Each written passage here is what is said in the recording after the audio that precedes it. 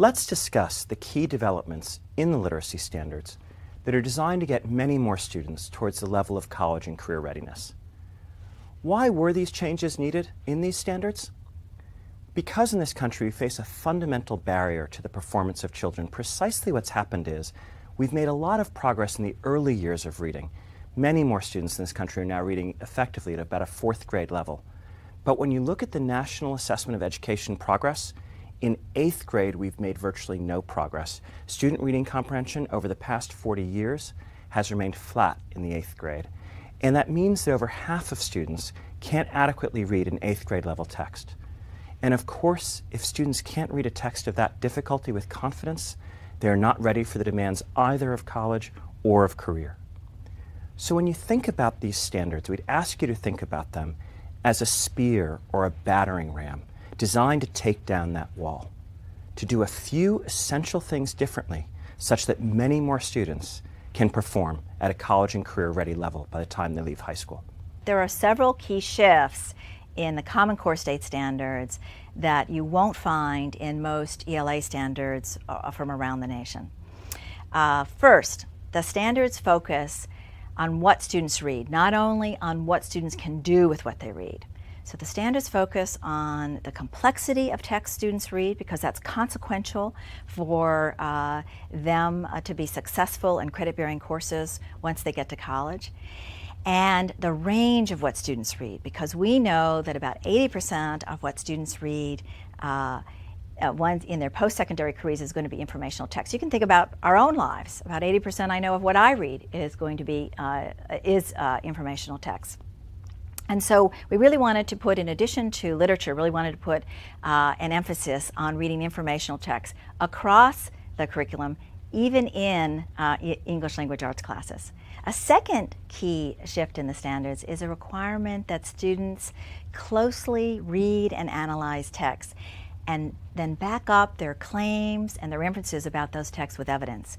We know from looking at assessment data, NAEP data in particular, that the difference between proficient students and students who score at a basic level or below is the students who are proficient are able to make valid claims about text and able to support those claims with evidence from the text.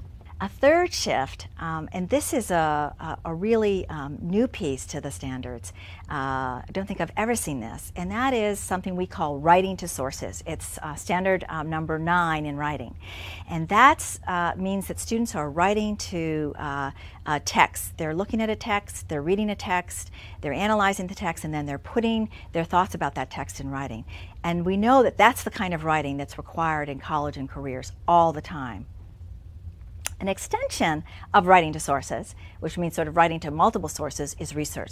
We've placed a huge emphasis on students conducting research to study a topic, to solve problems. And what we did is made it not so rarefied. So we're not talking about the research project of my day where you did one big research project in school with all the note cards and all the time that it took to do that. Rather, these are short projects, in addition to the sustained ones, where it might take a couple of days, or it might take a week or 2 weeks. And we start the notion of students conducting research even as early as kindergarten, where there are shared research projects. We want this to be a normal course of what students do all year long. Connected to writing to sources and research is another shift, and that is to put a real premium on students' ability to marshal an argument orally and in writing. We know how important doing that is in both college and careers. Another shift, and really zeroing in and focusing, because most state standards have vocabularies, we've really focused on what we call academic vocabulary, which is the language of power.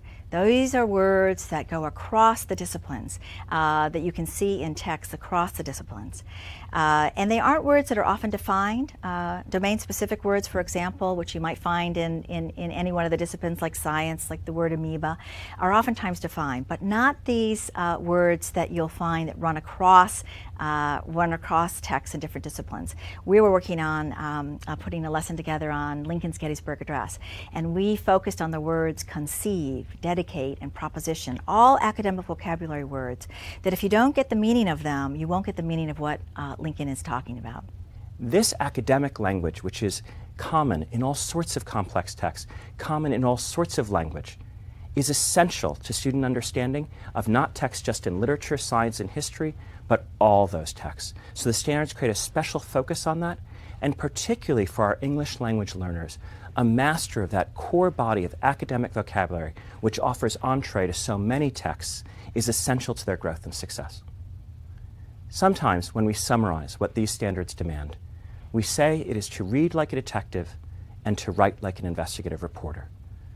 To read like a detective in the sense of gathering deeper evidence from the texts you read, understanding them fully, and being able to apply them to solve problems and understand more fully the world around you. And at the same time, to write about them clearly, to gather that evidence and presenting it as an argument or information or analysis that demonstrates your literacy in a way that truly prepares you for the demands of college and career.